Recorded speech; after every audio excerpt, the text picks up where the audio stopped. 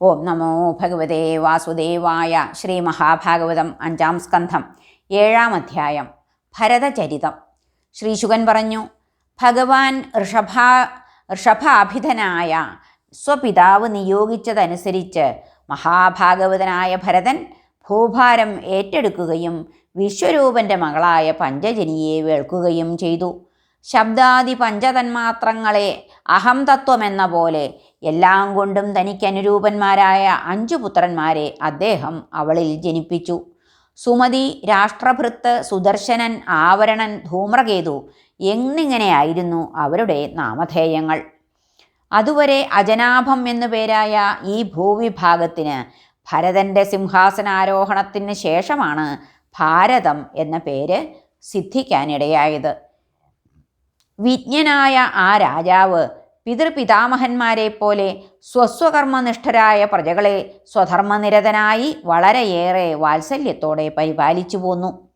യജ്ഞക്രതുരൂപനായ ഭഗവാനെ വലുതും ചെറുതുമായ യജ്ഞങ്ങൾ, അതായത് അഗ്നിഹോത്രം, ദർശം, പൂർണ്ണമാസം, ചാതുർമാസ്യം, പശുക്കളെ കൊണ്ടും സോമലതാദി കൊണ്ടും നടത്തപ്പെടുന്ന യജ്ഞങ്ങൾ എന്നിവ യഥാകാലം ചുരുക്കിയും വിസ്തരിച്ചും ചാതുർഹോത്ര വിധിപ്രകാരം സശ്രദ്ധം നടത്തി അദ്ദേഹം പൂജിച്ചു വന്നു.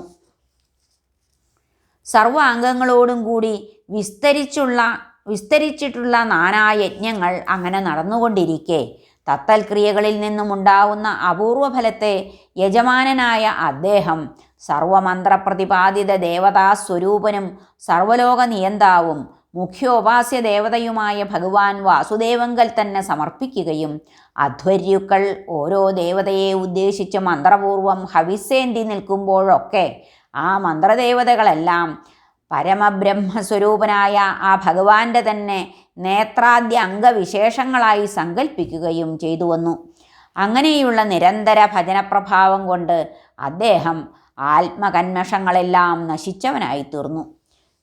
ശ്രീനാരദാദ്യരായ പരമഹംസന്മാരുടെ ഹൃത്തിൽ എന്നും അധിവസിക്കുന്നവനും ശ്രീവത്സം, കൗസ്തുഭം, വനമാല, ശംഖചക്രഗദാപത്മങ്ങൾ എന്നിവയോട് കൂടിയവനുമായ ഭഗവാൻ വാസുദേവൻ്റെ പുരുഷസ്വരൂപം താദൃശ കർമ്മവിശുദ്ധിയാൽ രാഗാദിമാലിന്യങ്ങൾ നീങ്ങിയ അദ്ദേഹത്തിൻ്റെ ഹൃദയാകാശത്തിൽ സ്വയം പ്രകാശിക്കുകയും സർവവ്യാപകവും സച്ചിദാനന്ദ ഘനവുമായ പരബ്രഹ്മമായി തന്നെ ഭാവിച്ചുകൊണ്ട് ആ ദിവ്യമംഗള വിഗ്രഹത്തെ സേവിക്കുക വഴി അനുദിനം അദ്ദേഹത്തിൽ നിർമ്മലമായ ഭഗവത് ഭക്തി വളർന്നു വരികയും ചെയ്തു.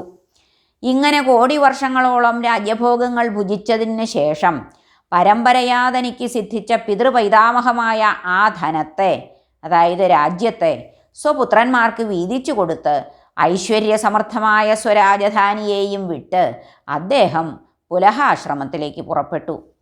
അവിടെ ഭഗവാൻ ഹരി തദ്ദേശീയരായ ഭക്തജനങ്ങളിലുള്ള വാത്സല്യം നിമിത്തം ഭക്തഹിതാനുരൂപമായ രൂപവിശേഷത്തോടുകൂടി ഇന്നും വർത്തിക്കുന്നു.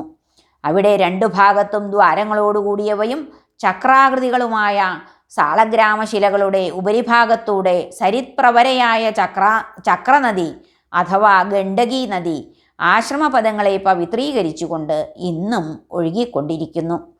ആ ആശ്രമോപവനത്തിൽ ചെന്ന് അവിടെ സുലഭമായുള്ള വിവിധ കുസുമങ്ങൾ, തളിർക്കുലകൾ, തുളസീദളങ്ങൾ, തീർത്ഥജലം എന്നിവയെ കൊണ്ടും കന്ദഫലമൂലാദികളായ നിവേദ്യങ്ങളെ കൊണ്ടും ഭഗവാൻ വാസുദേവനെ ഒരേകാന്ത സ്ഥലത്തിരുന്ന് ആരാധിക്കുകയും തന്മൂലം ഭോഗാസക്തികളെല്ലാം നശിച്ച് ശാന്തി വർദ്ധിച്ച് ഒടുവിൽ പരമമായ നിർവൃതി അദ്ദേഹത്തിന് അനുഭവപ്പെടുകയും ചെയ്തു.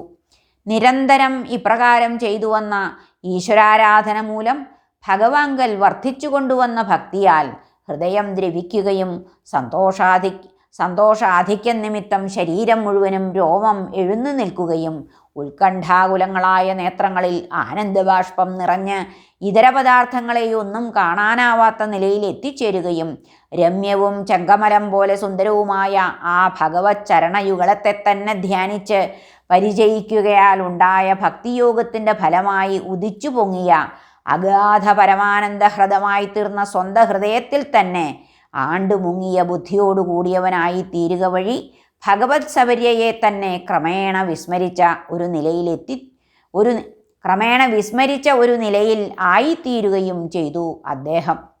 ബുദ്ധിവൃത്തി ആനന്ദത്തിൽ പൂർണ്ണമായും ലയിച്ചതു നിമിത്തം സ്മരിക്കാൻ തന്നെ കർത്താവില്ലാതായി തീർന്നുവെന്ന് താൽപ്പര്യം. ഭജിക്കുന്നവൻ, ഭജിക്കപ്പെടുന്നവൻ, ഭജനം എന്ന ഈ 3 ഭാവങ്ങളും ഇല്ലാതായി ഭവിച്ച ത്രിപുടിഭേദം അദ്ദേഹത്തിന് അനുഭവമായി.